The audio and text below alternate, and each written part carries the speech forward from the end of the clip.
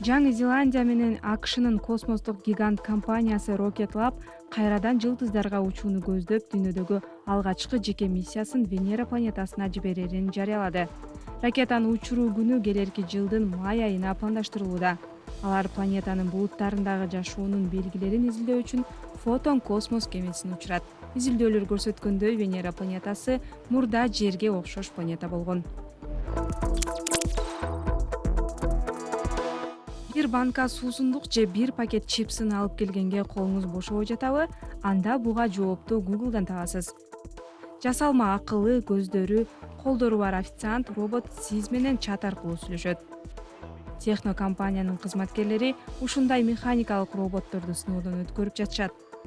Бул роботтор азыркы этапта ондогон жөнөкөй кыймыл-аракеттерди аткара алышат.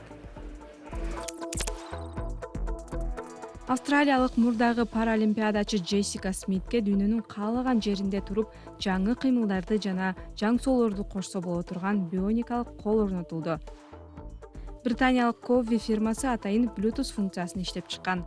Ал эксперттерге колдун программасын тиркеме аркылуу алыс аралыктан жаңыртканга жардам берет. Компания мындай колдорду чыгарууну айына 100гө жеткирүүнү максат кылууда. Жаңылыктардын соңунда ушул жумада компакт дисктердин пайда болгонуна 40 жыл толот. Стриминг платформаларынын массалык түрдө көбөйгөнүнө карабастан, CD дисктер жок болду деген сөздөр такыр туура эмес. Алынган маалыматтарга ылайык, 2020 жылдан 2021 жылга чейин компакт дисктерди жеткирүү 47%га өскөн.